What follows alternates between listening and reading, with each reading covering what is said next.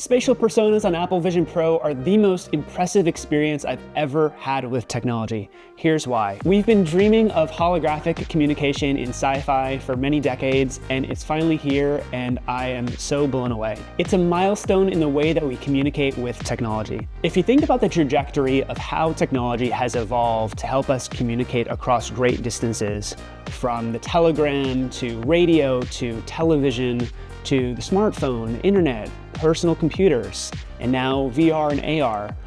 We now have technology that allows us to speak to other people from around the world as if we were right there talking to them in our room. It's somewhat amusing to me how Apple launched the Vision Pro without the Spatial Personas feature. Granted, you could have personas and you could do FaceTime calls, but the Spatial Persona experience really is a system selling and system defining feature. It is uncanny and surreal to really feel like I'm speaking with my friend or whoever it is that I'm talking to as if they were there in front of me.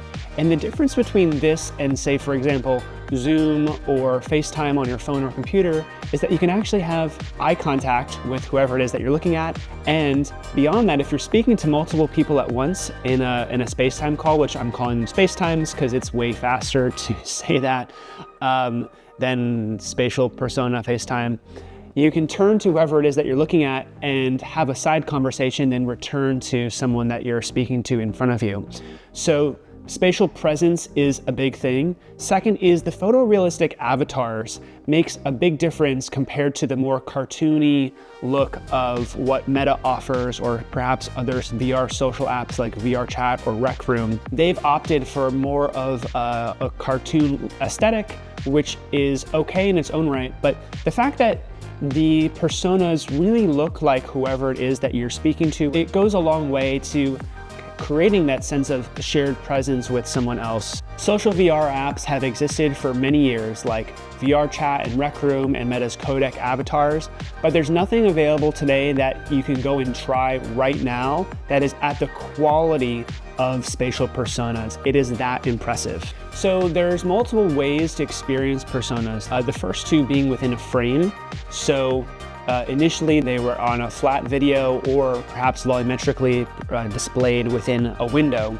And now spatial personas have broken free from the frame, and you can actually stand up and walk around the person and really get a full view of what their face looks like from the side. Granted, you can't see from the back because the persona does not capture the full head 360 degrees around, but it is kind of a profound thing to literally stand up and walk around someone as if they were there in your room. I love that, and it's really, really cool. The personas have gotten a lot of flack online about the kind of the uncanny valleyness of them. When you see and interact with someone's persona on a flat device like a phone or computer, it doesn't really have the same magical quality compared to when you're in the headset and you're able to experience it in full 3D. The ability to share play any app from within Vision Pro adds another dimension to the spatial persona experience that makes any app essentially multiplayer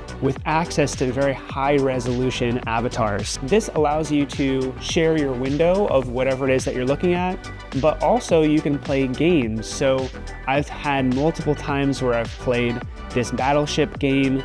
Increasingly, I view the spatial persona experience as not just a feature of Vision Pro, but as a platform in and of itself to be built on top of. What I mean by that is you can think of apps and games that are specifically designed for this multiplayer context. And there aren't a whole lot of examples of what that looks like right now, but I think that this will become a really big thing as this feature becomes more developed by Apple and other developers. So now I want to talk about what I see being possible for the future of SpaceTimes and spatial personas. What I hear often from other Vision Pro owners is that they don't know who else has a Vision Pro or don't know who's online when. So I think it would be great to bring back the iChat feature of setting your status to available or online to convey that you are available to have a SpaceTime conversation. It's interesting to me that Apple has chosen to prioritize people as one of the 3 tabs within the Vision Pro home screen experience.